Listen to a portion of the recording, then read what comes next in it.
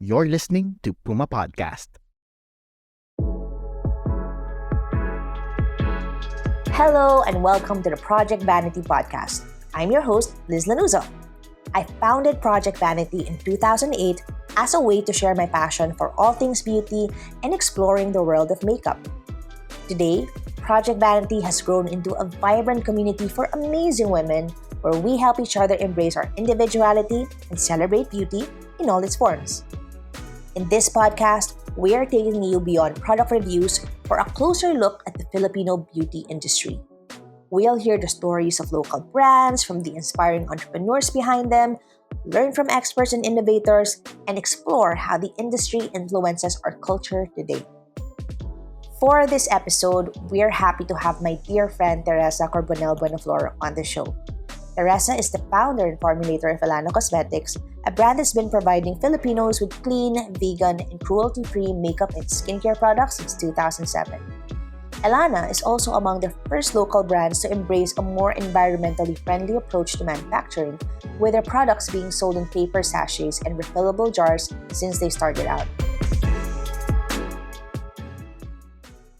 So, Teresa, can you share with us the story behind starting Ellana? What inspired you to create a makeup line that focuses on mineral products?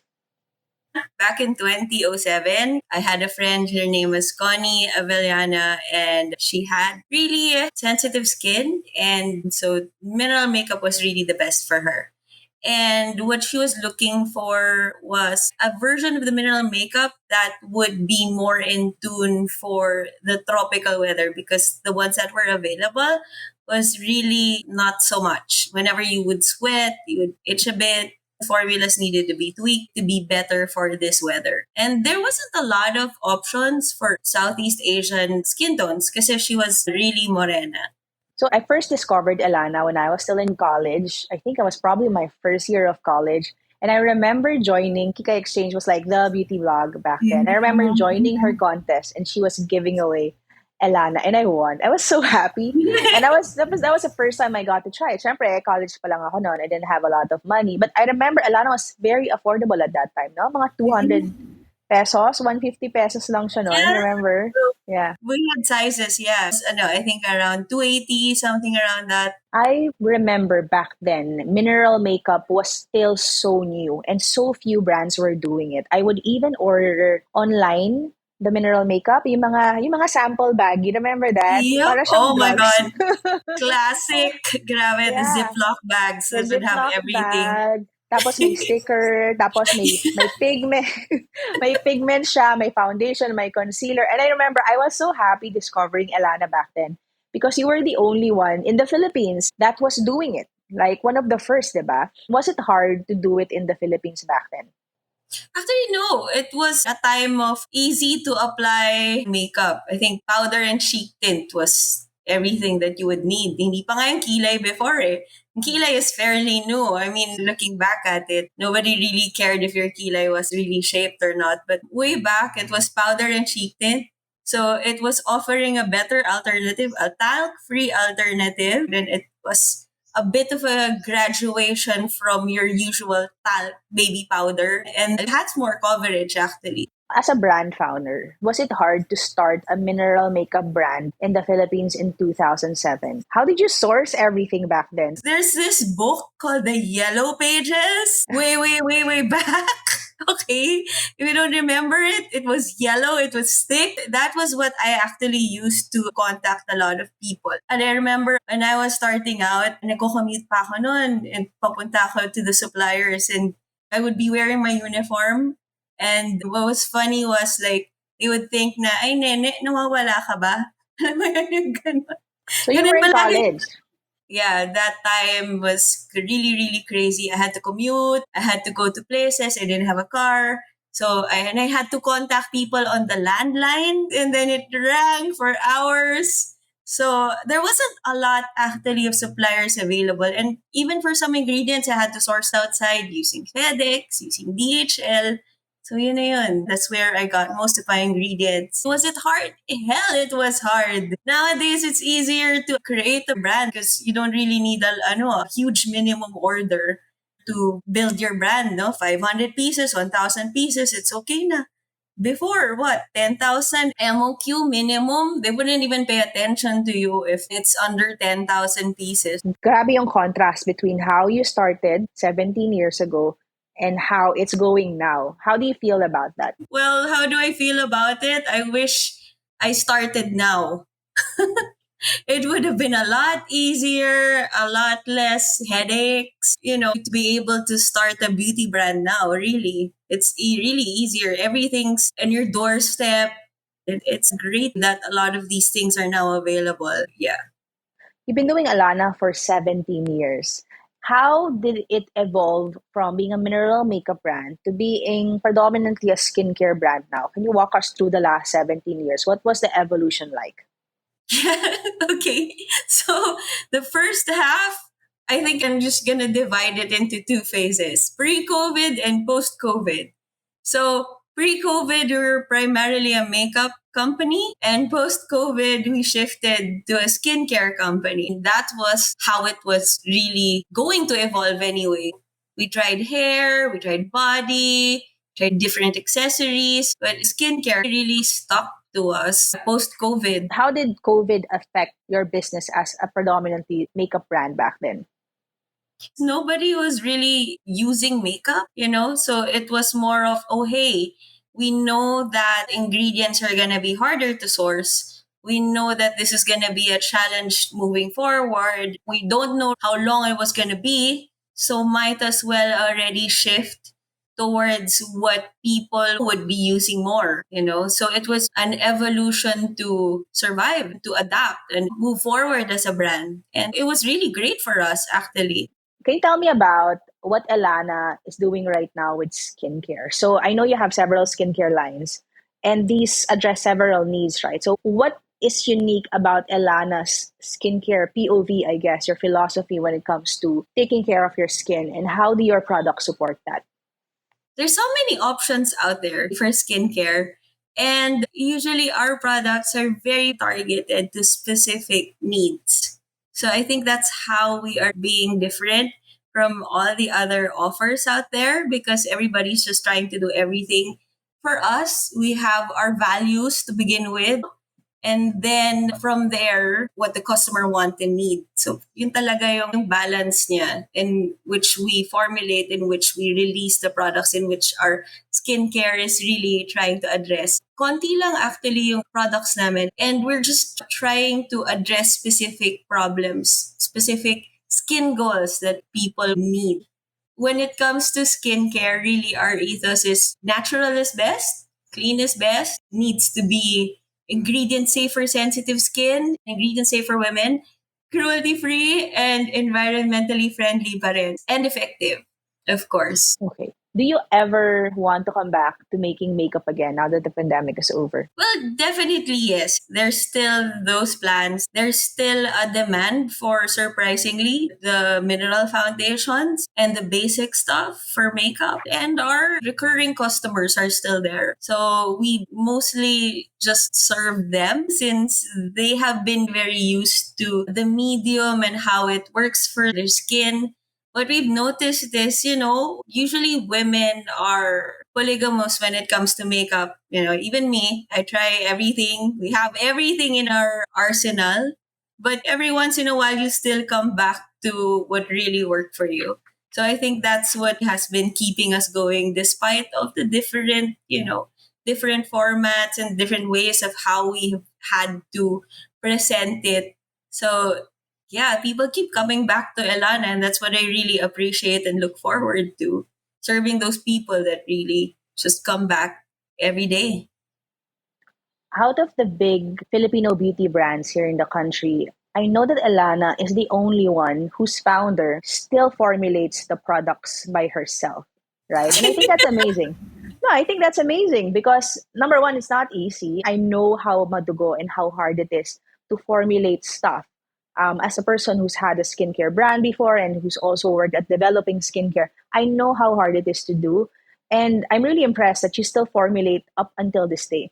So I want to ask, like, what challenges did you face in formulating your makeup? How does your process usually go?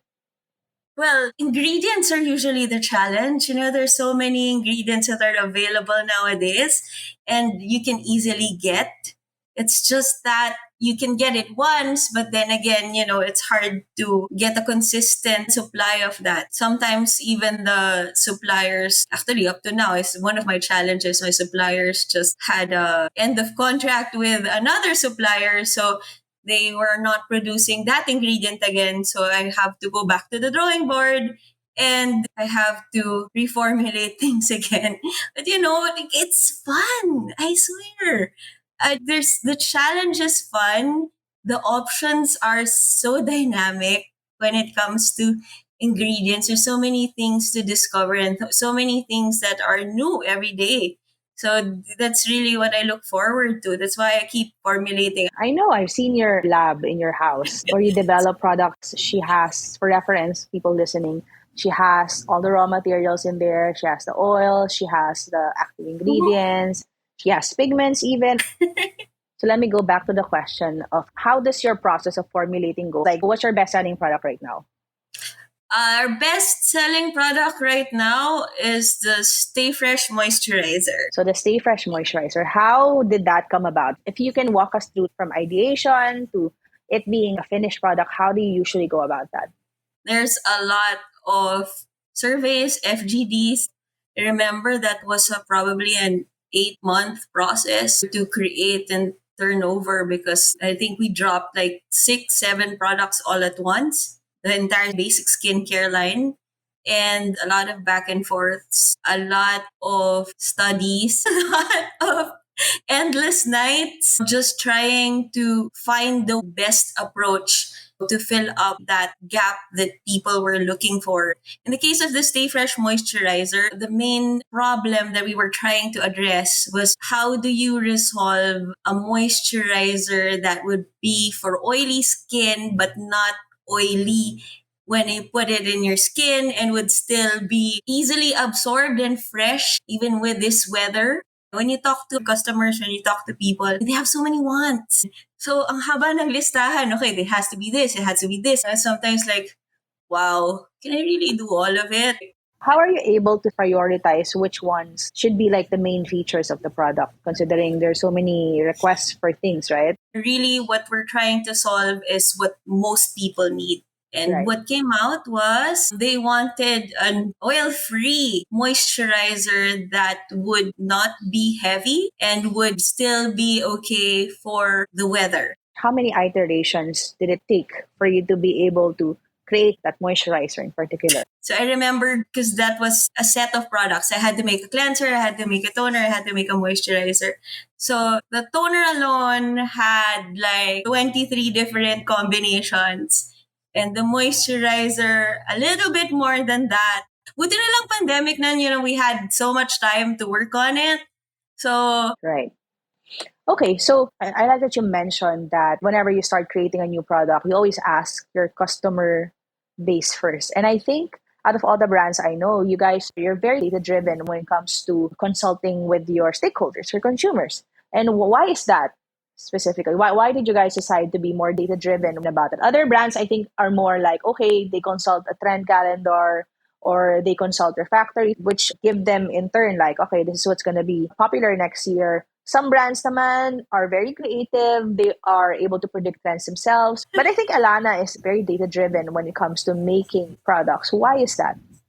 well, at the end of the day, the customer is going to be the one to pay for your products. So you really have to distance yourself from what you want. You have to compartmentalize yourself from what you want to happen versus what's going to be bought. What is really going to be the solution to the problem because your problems are different from other people's problems. And if you want to have a variety, if you really want to solve something, you really have to take yourself and your biases away from it.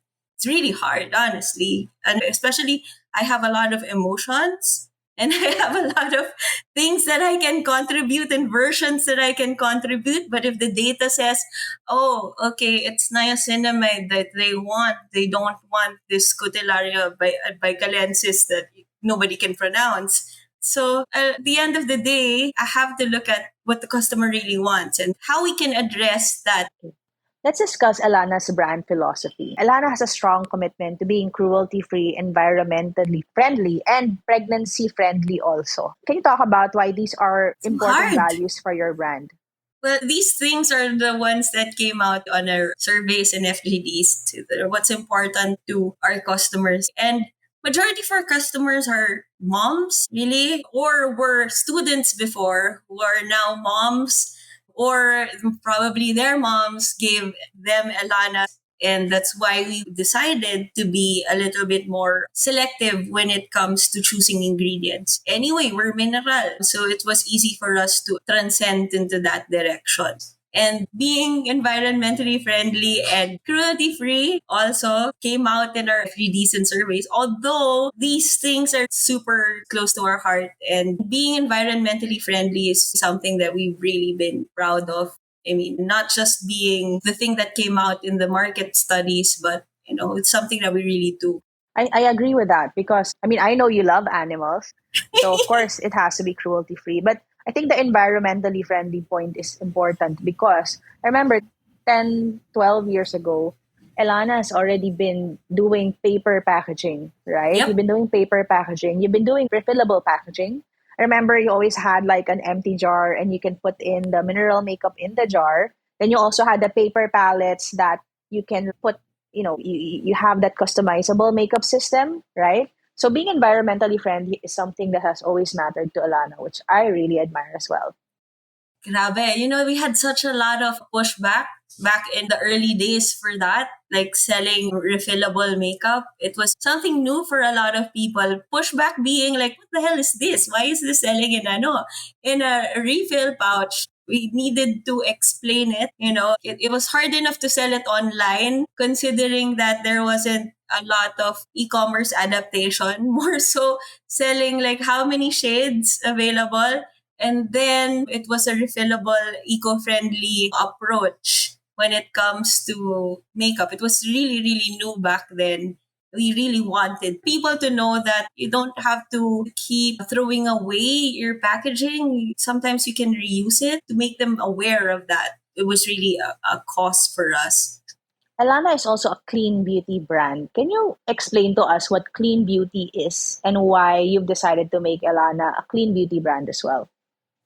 Well, because of the many, many claims, I think clean beauty is more of an overarching thing to all those claims, being environmentally friendly, ingredients safe for pregnant moms, and then the ingredients being also safe for sensitive skin, and then cruelty free. So this overarching ideology called clean beauty just came out recently. It wasn't very popular back then. I think this was 5 years ago lang, around five, Seven, six five to seven, yeah, yeah, 5 to 7 years something ago. like that, which we were already living since day one, because we were already espousing what clean beauty was about. I think that Elana has had such a very interesting story right from the beginning when you were doing it while you were still in college.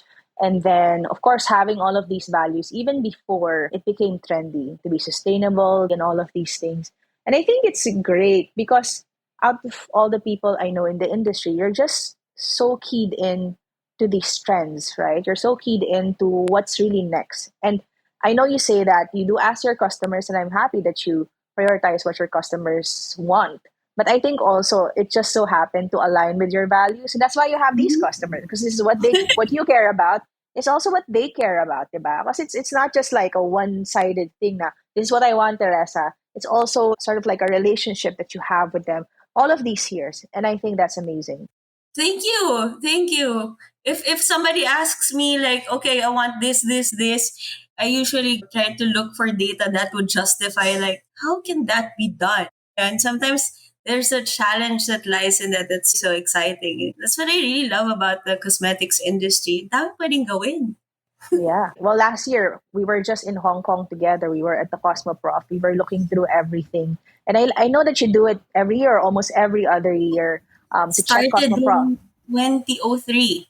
2003 exactly. And I think that's why you know what's gonna come next, even before it becomes trendy. Which leads me to my question: what trends are you seeing in the beauty industry right now, and how is Elana also moving in that direction? We're always customer first. What does our customer want? And then from there, we work with what's new and still following the values that we have. That's kind of how we innovate, really, because the creativity comes from the parameters that are set. So they think that that's how we will continuously evolve, not to follow in other brands' footsteps, but, to just try to make our own customers happy. So what's next? Yeah, another customer happy, hopefully. So I want to discuss specific trends that you're seeing for skincare, for makeup. What have you seen last year or even this year that you think will be more consistent over the next few years? For the past 2 years, a lot of new tech on being sustainable in terms of packaging and tracing the sourcing nowadays. It's beautiful. It's what I've been waiting for all these years. So the trend is really sustainability. Finally being able to close that loop. And yeah, even the ingredients being sustainable, I see that a lot. I've been using some actually in some of my formulas, like the upcycled coffee. So I put that in the eye serum, and what's really interesting about it is it's extract that comes from coffee grounds that were already used. So it finds another life in skincare. Before, kasi yung options for that was really limited. And I remember when I was formulating my Stay Fresh Mist, there was this organic film former. That word should not be together. Because usually it's plastic.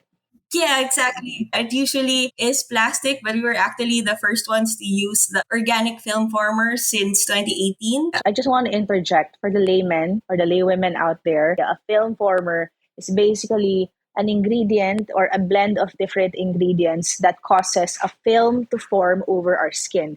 And I know people are like, why would I want a film over my skin? But having that film allows your makeup to stay on better because it's basically like a net over your face. It kind of keeps everything together. It also allows your skincare to penetrate better because it seals in the ingredients. What Teresa was sharing was that she started using organic film formers first because usually film formers are made of plastic components or plastic raw materials to create that layer of film. Yeah. Yes, And until now, you do that for your facial mists. it's still Amazing. there, right? I use it for a lot of things. So incorporating that and having many more options nowadays for those kinds of ingredients to be used for skincare. That's a great innovation that I've been seeing more and more recently. Dami ng options ngayon. Before 2018, wala pa. Isa, dalawa. O no, on sustainable ingredients. And now, even sustainable packaging, and dami na ring options. I really feel that the beauty industry is heading towards consciousness. Because people are now thinking more of, oh, hey, where is this coming from? Where is this source? How is this made? And I really appreciate that because it's more mainstream now. In March 2020, was it? You received a small enterprise assistance fund investment, the SEAF. Yeah. How was that like? What was the impact on the business? Sobrang timing. 'Di ba? It enabled us to survive that period. It enabled us to shift towards the direction where we are now. We worked hard for those funds. And I remember, grabe, the due diligence was insane. It was the first one ever given to a Philippine business, right? Yeah, it was. It was actually. And I think there wasn't a lot of investments towards beauty also at that time. So we were really, really happy that we were able to have that opportunity. So I remember that a few years ago, you and Diego were having products manufactured abroad, right? You were going to Korea, you were going to Taiwan. But now I heard that you're manufacturing again fully in the Philippines. Is that correct? Yeah, there's a lot of available options nowadays here in the country, not just in sourcing, but in manufacturing. Yes, there's a lot of options. There's a lot of machines also available now, and it's just getting more and more competitive, which is great, actually. So that's one of the reasons why we brought it back. It's easier to just get things from here. I think it's best pa rin to have a foot in your house. Alam mo yan? I'm not saying no and never to manufacturers outside. It's just that why not use what's available here, di ba? Actually, a lot of people don't know that many of the Filipino beauty brands actually manufacture abroad. They Mm-hmm. manufacture in China, Korea, Japan. Taiwan is a huge manufacturing country for beauty specifically, as well as Korea. And Mm-hmm. so it's actually not that common for bigger Filipino beauty brands to actually manufacture here. Like smaller ones, yes. When you go to Mm-hmm. Shopee, you can buy like a liter of facial wash or a liter of moisturizer. So those are smaller manufacturers and they are usually typically made here. But for a mid-size to a larger brand like Ellana, you already have all of this distribution. It's very unique to manufacture in the Philippines, diba? Yeah, it's available din naman eh. That's the thing.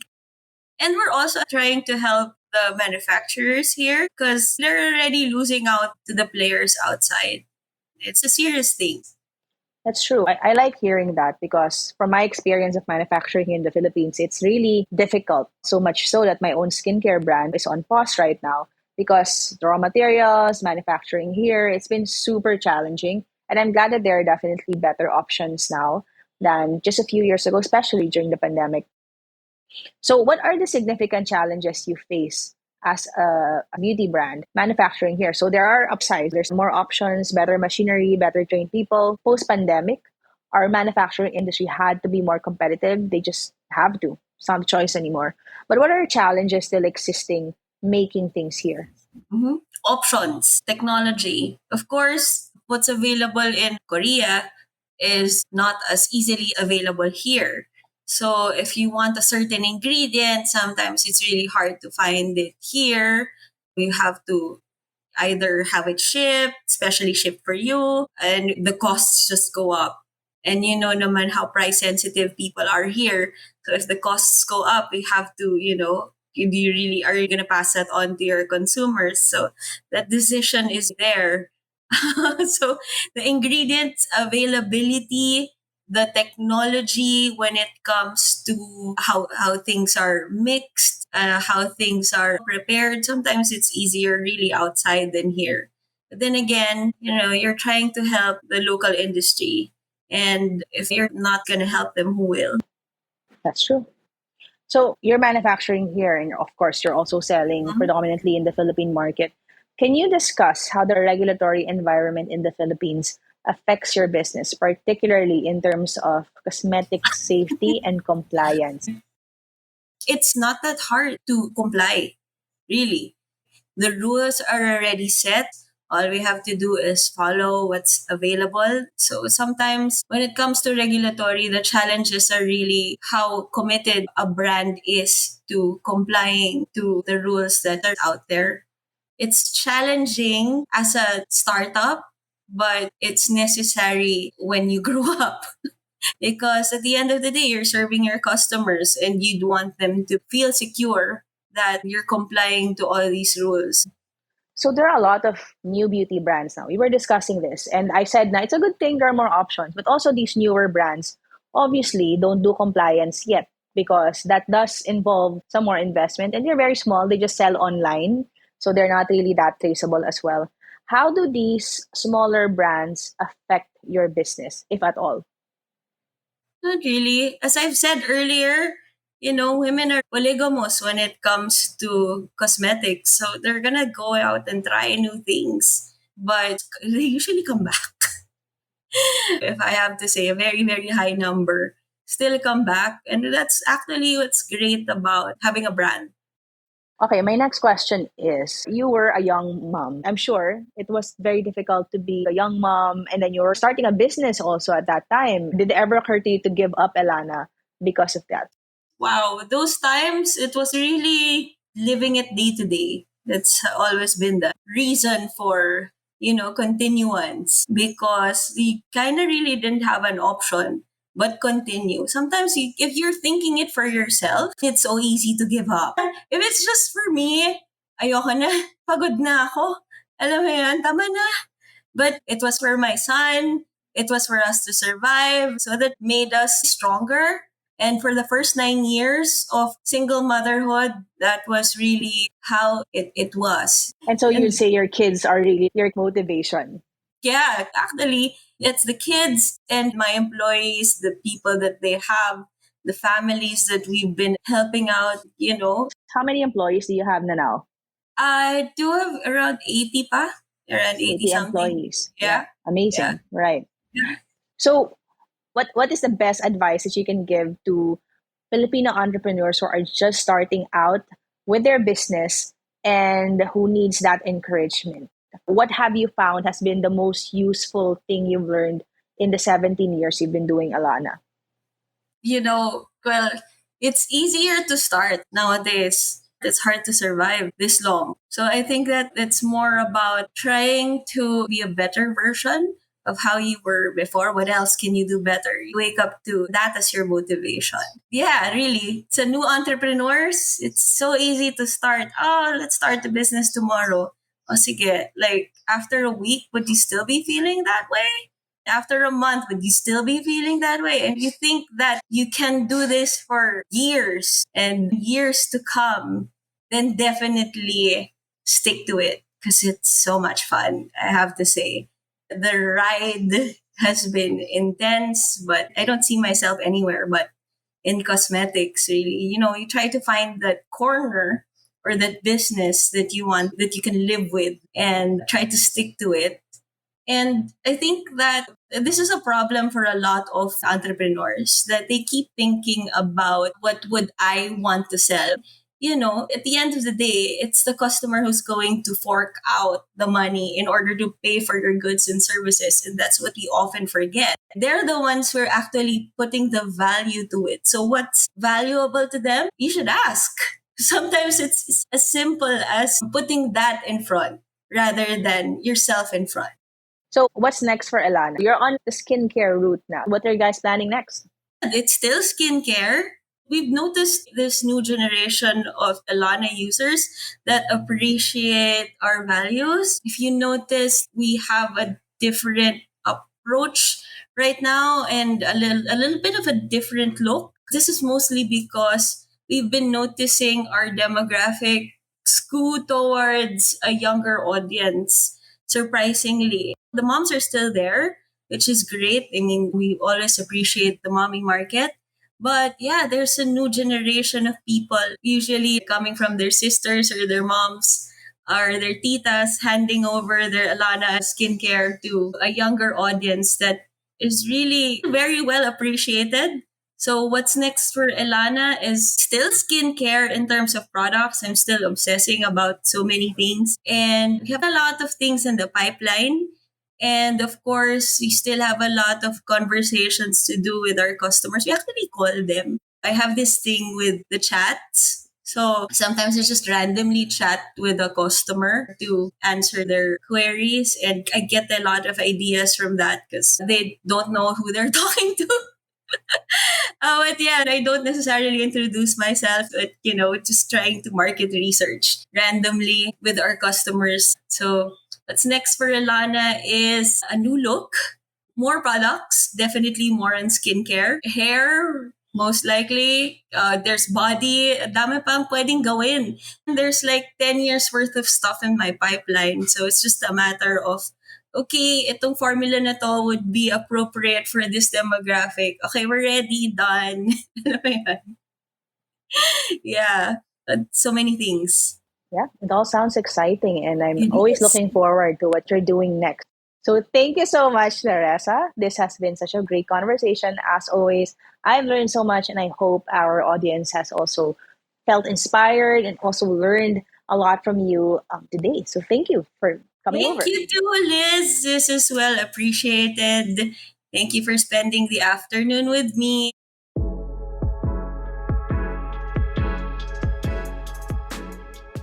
Thanks for listening to our episode. We hope you enjoyed it as much as we enjoyed having these conversations. If you like this episode, share it with a friend and give us a rating on your podcast app. It really helps to get the word out about our work. This podcast is brought to you by Puma Podcast. This episode was hosted by me, Liz Lanuzo, produced by Pao Reyes, and edited by Mark Casillan. To learn more about the local beauty scene, please check out our other episodes and follow our show on your podcast app. You can also follow us on Facebook, Instagram, and TikTok, or visit our website at projectvanity.com.